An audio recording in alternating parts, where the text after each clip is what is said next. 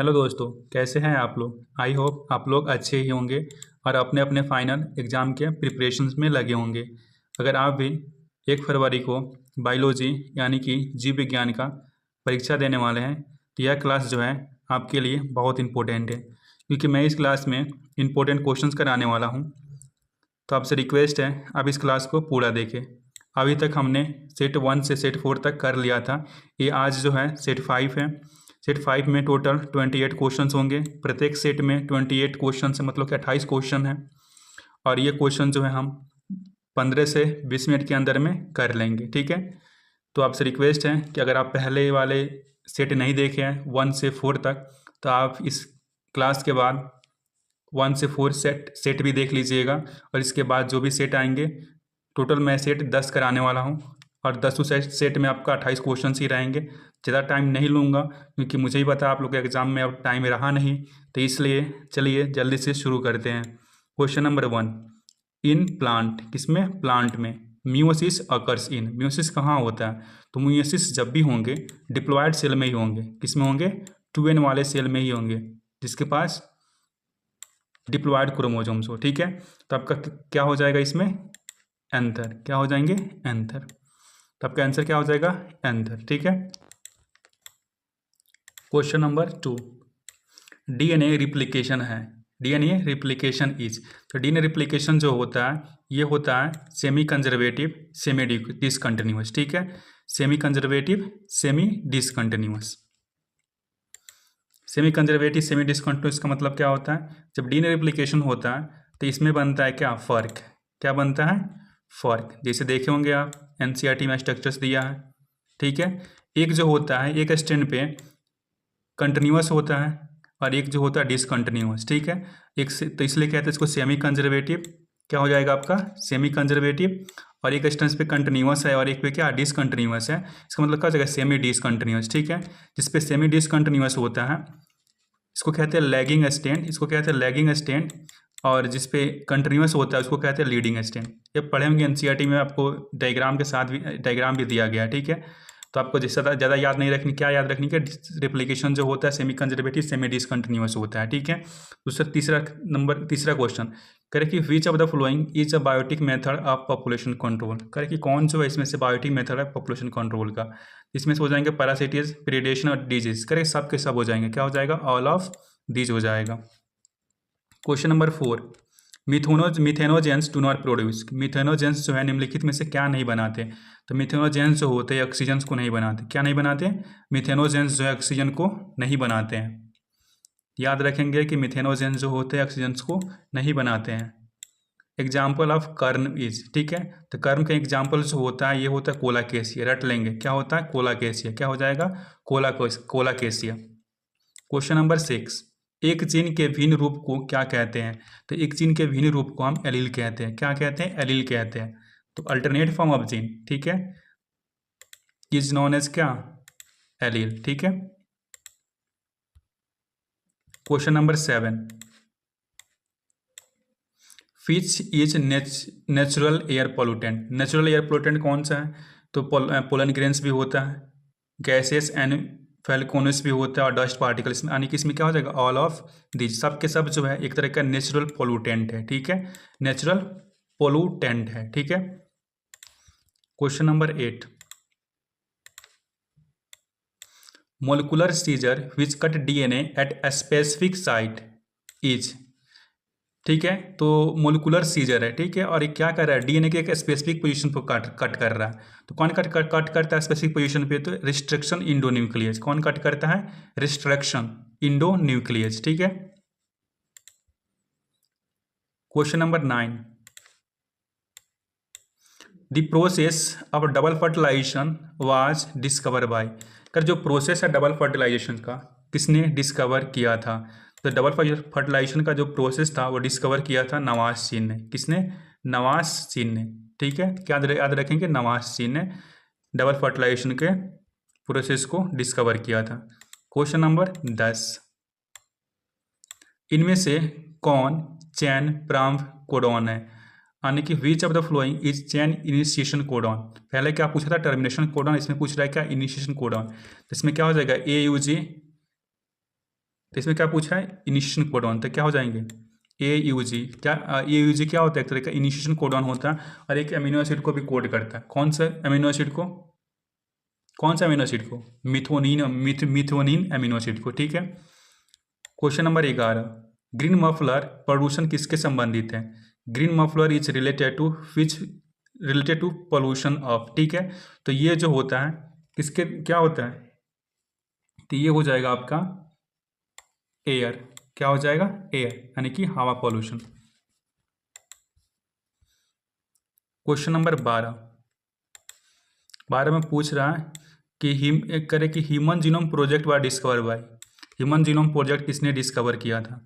तो human genome project जो है, जो डिस्कवर किए थे, ये किया था क्या, फ्रांसिस एंड रडरजरिक, ठीक है। ये आपसे नहीं पूछेगा, ठीक है, ये पूछ सकता है, क्या पूछेगा, तो ये पूछेगा कि वाटसन एंड क्रिक ने क्या दिया था, तो ये दिया था क्या, DNA हेलिक्स स्ट्रक्चर दिया था, ठीक है। ये टॉटम ने क्या बताया था, 1 जीन 1 एंजाइम से हाइपोथेसिस दिया था, ठीक है। Question number 13, embryo sac is created by which of the following. तो इम्ब्रियोसैक को क्रिएट करना है, तो इम्ब्रियोसैक किसमें होता है, फीमेल का ही पार्ट है ना, तो क्या क्या ढूंढेंगे, मेगास्पोर, क्या ढूंढेंगे, मेगास्पोर, ठीक है। क्वेश्चन नंबर 14, डाउन सिंड्रोम और mongolism in the child is due to, किसके कारण होता है, तो ये होता है आपका ट्राइसोमी, किसके कारण, ट्राइसोमी के कारण, किसके कारण हो जाता है, ट्राइसोमी के कारण। Question number 15, concentration of DDT increase in next tropical level by which process, किस प्रोसेस के द्वारा, तो ये हो जाता है आपका बायोमैग्निफिकेशन, क्या हो जाएगा, बायोमैग्निफिकेशन के प्रोसेस के थ्रू क्या होता है, DDT का कंसेंट्रेशन जो होता है बढ़ते चला जाता है, ठीक है। Question number 16, on which insect group BT cotton is effective, कौन से ग्रुप में, तो ये आता आपका क्या, लेपिडोप्टेरन्स, क्या आ जाएगा आपका, लेपिडोप्टेरन्स, ठीक है। Question number 17,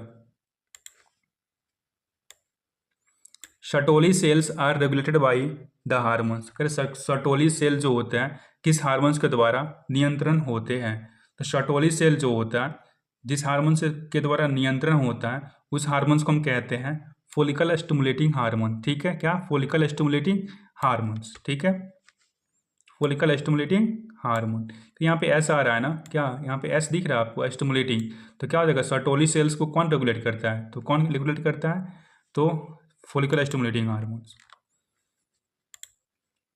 question number 18, spermiation is the process by the release of sperm from, तो स्पर्मिएशन जो होता है एक तरह का प्रोसेस होता है जिसमें क्या होता है, स्पर्म जो होते हैं रिलीज किए जाते हैं कहाँ से, सेमनीफेरस टिब्यूल से, किसमें से, सेमनीफेरस टिब्यूल से। तो the process of release of sperm from the seminiferous tubules is known as the spermiation, क्या बोलते हैं उसको, स्पर्मिएशंस बोलते हैं, ठीक है। Question number 19, what is malady, malady क्या है, मालाडी के बारे में जानते होंगे ना, पढ़े भी होंगे, एक तरह का होता है कंट्रासेप्टिव डिवाइस, क्या होता है, एक तरह का कंट्रासेप्टिव पिल्स होते हैं, ठीक है, गर्भ निरोधक गोलियां, यानी कि प्रेगनेंसी रोकने वाली गोलियां, ठीक है। क्वेश्चन नंबर 20, क्या बोला कि Oparin and Haldane gave the theory of evolution, Oparin and Haldane ने कौन सा थ्योरी ऑफ इवोल्यूशन दिया था, नेचुरल सिलेक्शन को दिया था, नहीं दी तो डार्विन ने दिया था, नेचुरल सिलेक्शन किसने दिया था, डार्विन ने नेचुरल सिलेक्शन को दिया था। स्पॉन्टेनियस जनरेशन को इन्होंने भी नहीं दिया था, इन्होंने कह दिया था कि इन्होंने केमिकल इवोल्यूशन के बारे में बताया था, क्या बताया था इन्होंने, केमिकल इवोल्यूशन के बारे में बताया था, हमारा ऑप्शन क्या हो जाएंगे, सी। और ये जो है use and disuse of organ जो है लेमार्क ने बताया था, इन्होंने कहा था कि अगर हम जिस ऑर्गेन्स को यूज करेंगे वह ऑर्गेन जो है हमारे पास बढ़ते चला जाएगा और जिस ऑर्गेन्स को हम यूज करना बंद कर देंगे वह धीरे धीरे क्या हो जाएगा, इलिमिनेट कर जाएगा, यानी कि गायब हो जाएगा। Question number 21, Miller prepare in the laboratory, Miller ने लेबोरेटरी में क्या प्रिपेयर किया, तो मिलर साहब ने जो थे क्या प्रिपेयर किए थे लेबोरेटरी में, तो ये प्रिपेयर किए थे अमीनो एसिड को, क्या चीज़ को, अमीनो एसिड को। तो याद रखेंगे कि मिलर के एक्सपेरिमेंट में जो क्या प्रिपेयर हुआ था लेबोरेटरी के अंदर, क्या प्रिपेयर हुआ था, तो अमीनो एसिड प्रिपेयर हुआ था। Question number 22, the first human like beings the humanoids was called. कर जो पहला मानव जैसा प्राणी को कहा जाता है, तो पहला जो सबसे पहले जो मानव जैसा प्राणी जो था वो था आपके पास होमो हैबिलिस। क्या था, होमो हैबिलिस था। Question number 23,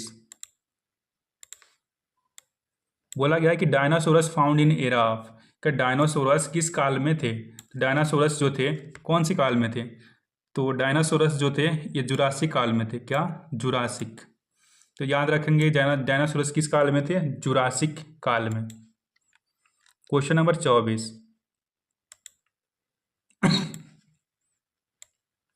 for complete separation of immune systems which among the following is responsible. कौन रिस्पॉन्सिबल होता है, तो रिस्पॉन्सिबल कौन होता है, तो होता है आपका सप्रेशर। सप्रेस करना है ना, suppression of the immune system, यानी कि क्या वर्ड है यहाँ पे, सप्रेशन, यानी कि क्या हो जाएगा, सप्रेशर टी सेल। क्या आ जाएगा, सप्रेशर टी सेल आ जाएगा। Question number 25, which among following is cancer. इसमें से कौन जो है कैंसर है, ठीक है। निम्नलिखित में से कैंसर कौन है, तो ल्यूकेमिया। क्या हो जाएगा, ल्यूकेमिया जो होता है एक तरह का ब्लड कैंसर होता है, ठीक है। तो कौन सा हो जाएगा, ल्यूकेमिया एक तरह का क्या होता है, ब्लड कैंसर। क्वेश्चन नंबर 26,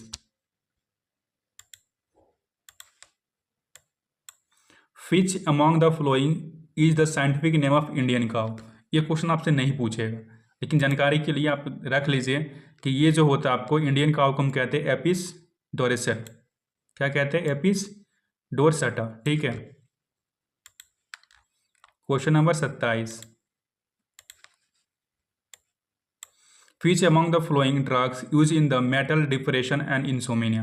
ये भी क्वेश्चन आपसे नहीं पूछा जाएगा, ठीक है। इसका आंसर जो हो जाएगा बेंजोडायजापिन। क्या हो जाएगा, बेंजोडायजापिन जो होता है इसको हम यूज करते हैं, ठीक है। क्वेश्चन नंबर 28, ये आपसे क्वेश्चन बार बार पूछे जाएंगे और हर बार पूछे जाएंगे, ठीक है। तो आप इसको रट लेंगे AIDS and STD which is transmitted through.